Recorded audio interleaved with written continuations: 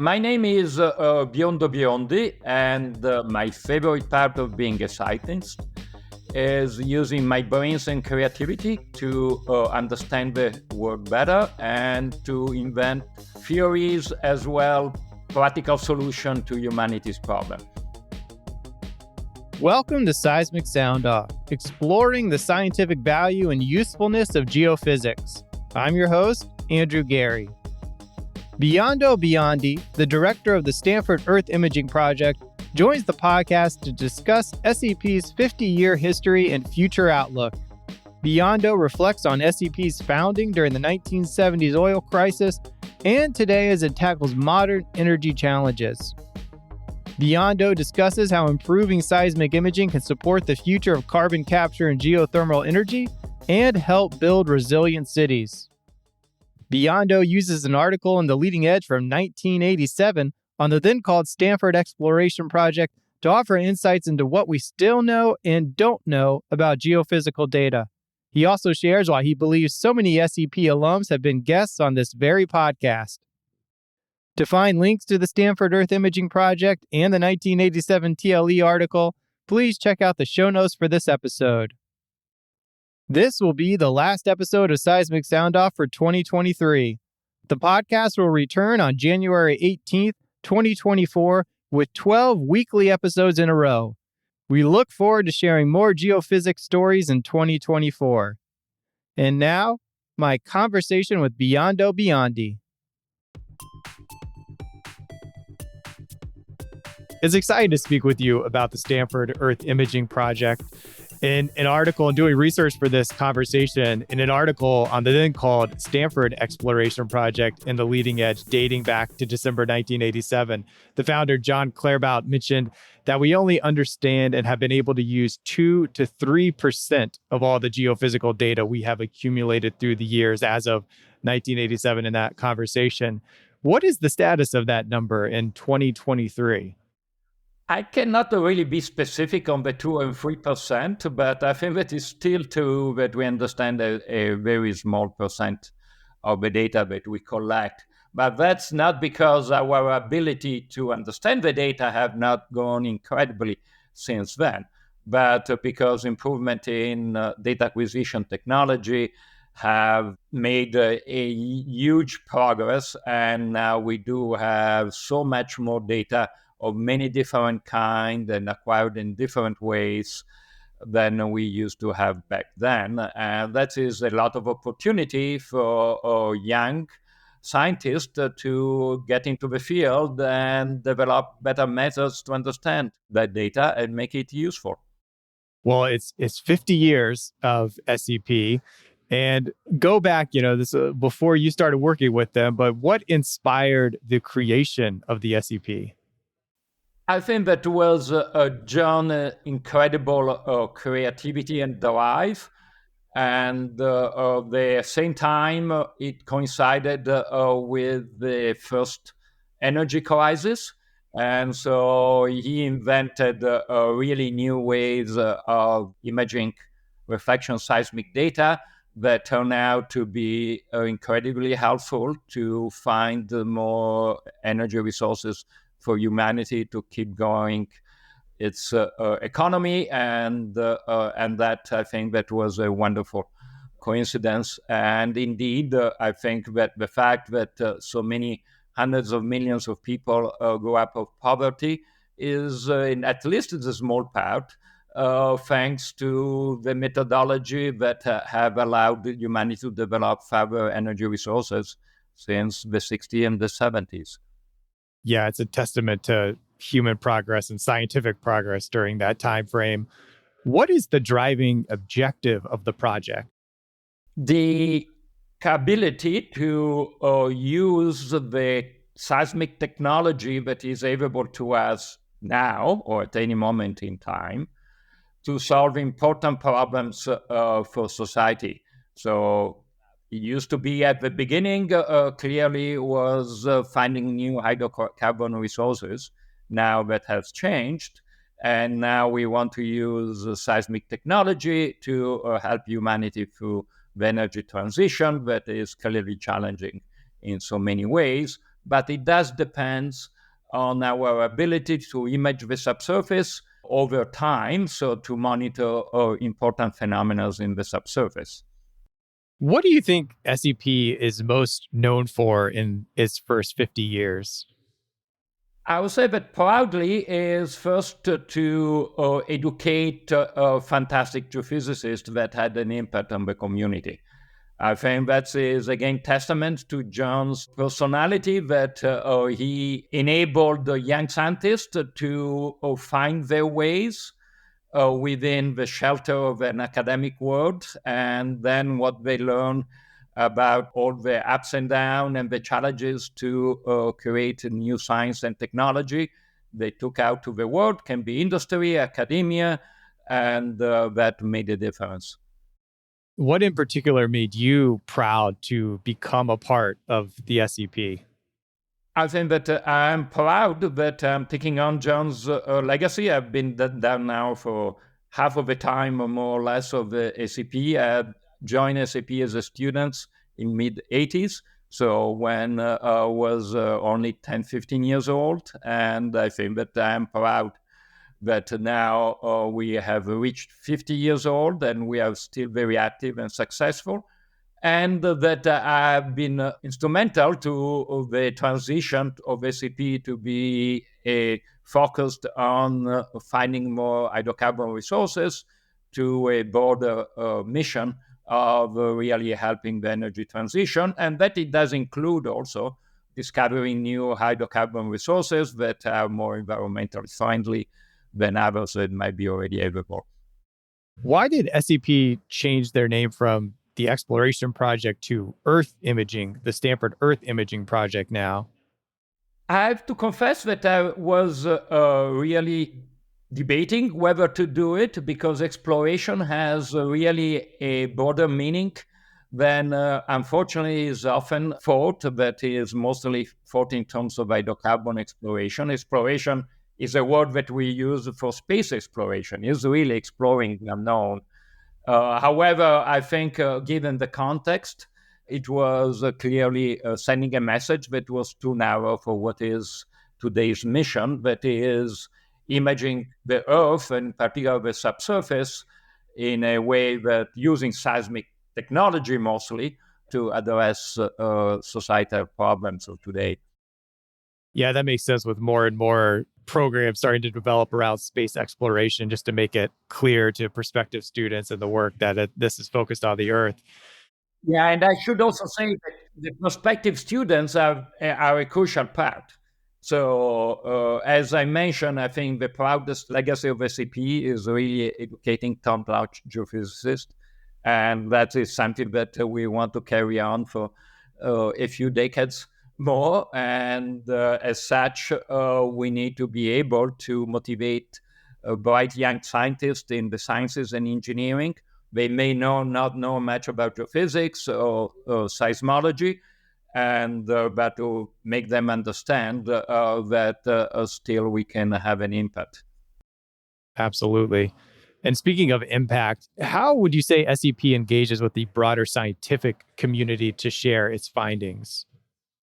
I think mostly through the connection with Stanford, with faculties and groups in other departments that are very much engaged in the energy transition, as well as other activities that we have to contribute to more sustainable cities in the future. I'm not sure if you have seen that in your work, but we have an active focus on using fiber optic seismic data to better manage sustainable cities in the future, both to natural hazard as well more anthropogenic or human-made hazards.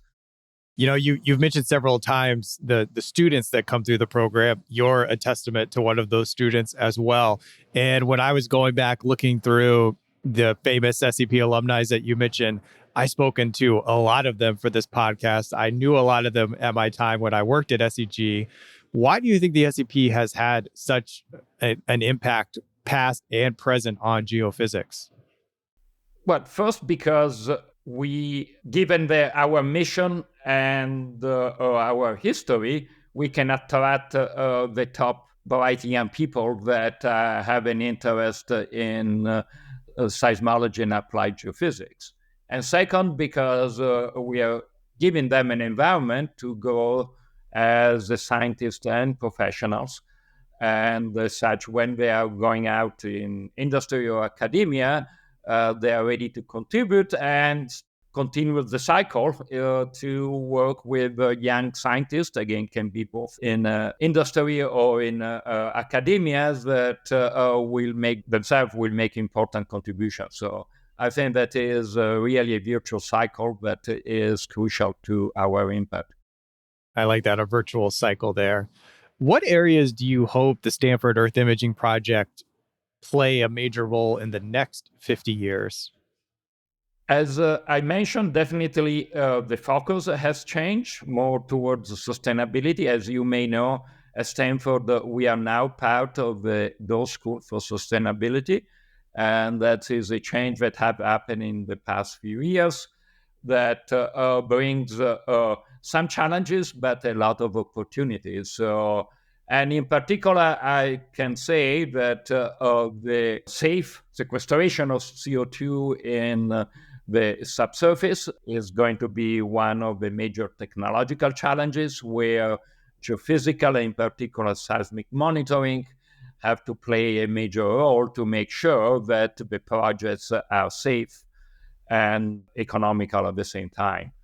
The other one that is probably the production of geothermal energy. That is a sustainable, renewable energy for humanities that has been around for a while, but more recent technological advancement, they might make economic at a much larger scale than has been in the past.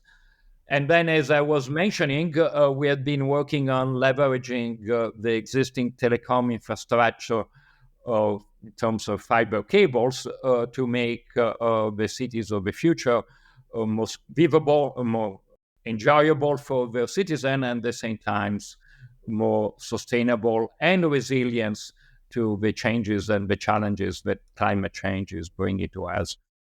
Yeah, you hear a lot about carbon sequestration and even how these fiber optic cables can be used, but the geothermal energy will be interesting how that develops more in the future here. And one of Jon Claerbout's credos is it's fun to do things that work. How does that credo impact the work of the project? I think that is central because we tend to attract young people that really want to have an impact. On the other hand, also they want to be creative, not just implementing somebody else's ideas. And the two things together is basically inventing things that work. And to do that, it goes beyond just trial and errors, but it does require quite deep understanding of a theoretical foundation of the wave propagation, wave phenomena, together with the geophysical phenomena in the subsurface, in the way that the subsurface interact with seismic waves. What particular current or upcoming projects are you excited about? I think that you mentioned the possibility of using fiber optic cables as a way of monitoring, long-term monitoring of CCS. CCS works on a very different economical framework, if you want, than conventional hydrocarbon exploration. So the longevity of infrastructure as well the economics very different and in many ways more challenging. And I think that having ways that we can monitor those projects not only for a few years, but for decades to come to make sure that they're safe. That is a place that fiber optic technology together with modern machine learning and, if you want, AI, even if that is a word too much used and abused these days, but basically the fact that we will have a huge amount of data and really to make sure that we can extract the useful information to monitor CCS projects. That is a challenge that is not only classical seismic imaging, but also effective use of modern machine learning and AI methods. Yeah, that's come up quite a few times in this podcast of the economics of CCS, how it's so different from what the industry is used to. And I like this idea of working with something, the infrastructures are already there, and just piggybacking off that to further that world. Yeah, in the case of CCS, actually, probably the fibers will be deployed with a specific goal of monitoring. For the cities, it's already there, but it's not going to be there. It's partially be there because, at least in the deep water, fibers are very much used to telemeter data as well. But mostly will be really in purpose deployed fibers in boreholes or at the ocean bottom or for land-based projects at the surface. How do you think the greater geoscience community could support this ongoing energy transition? I think by being creative, by not being stuck in the old ways of thinking and realize that the world has changed. And so you just need to make sure that all the huge amount of knowledge, technology, and understanding that we have in our proud history is adapted and tailored to solve a very different kind of problems that we have today. So I think that being nimble, both intellectually and, if you want, operationally, is crucial. So is this kind of a furthering of that response there? What challenge would you like to leave the listener from this talk? I think the challenge is, don't think that solutions are coming easy. Impactful solution will still depends on a deep understanding both of the physics, of the mathematics, and of the geology, if you are a geophysicist. And there will be moments in which maybe not obvious that you will get to a solution, but I think being persistent and being creative, after that you have really gained a deep understanding of the basics, I think that will basically lead you to success. And lastly here, if you had to describe your journey in one word, what would it be and why? I think that one word is kind of challenging, but I will say from one crisis to the other, I was motivated to enter the field from the energy crisis of the 70s. I do remember that still the image of me as a teenager biking around Milan during the weekends when the private car traffic was shut down. And so we fully enjoyed, but we were aware of the challenges that were coming with that. To now that the energy challenges are different, but are still very much at the forefront of our society. So I would say from one energy crisis to the next, to the modern energy crisis, very different nature, very different solution, but still energy and what geophysics can do for energy is central. Yeah, you can still flex that creative muscle to solve these big challenges. Is there anything I should have asked that I did not? No, I think that you did a great job. And I do appreciate you inviting me. And I hope that this will be helpful for the broader community, and in particular the CG one that has been my scientific community since the mid-'80s. You reached the end of Seismic Soundoff. Thank you for listening to this episode. If you want to be the first to know about the next episode, please follow or subscribe to the podcast wherever you listen to podcasts. Two of my favorites are Apple Podcasts and Spotify. If you have episode ideas, feedback for the show, or want to sponsor a future episode, visit seg.org/podcast and find the box titled Contact Seismic Soundoff. Zach Bridges created original music for this show. This episode was hosted, edited, and produced by me, Andrew Gary at Treasurement. The SEG podcast team is Jennifer Cobb, Kathy Gamble, and Allie McGinnis. Thank you for listening. This is Seismic Soundoff, signaling off.